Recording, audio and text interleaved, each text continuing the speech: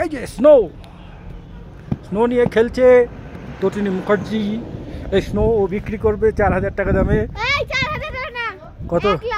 ওর নাকটা লাল হয়ে গেছে। ওর কাস্টমার একটাই রেডি আছে, সেটা হচ্ছে নিশীথ কুমার রায় বাবু। হ্যাঁ, বড় ওখানে কিন্তু আরো স্নোফল হচ্ছিল। আহা হা, রোদে রোদে গরম হয়ে গেল।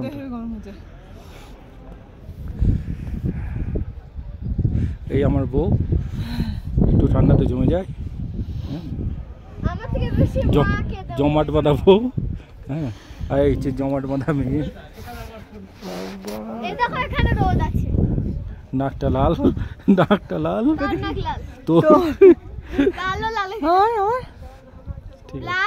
তোমারও লাল হয়ে গেছে।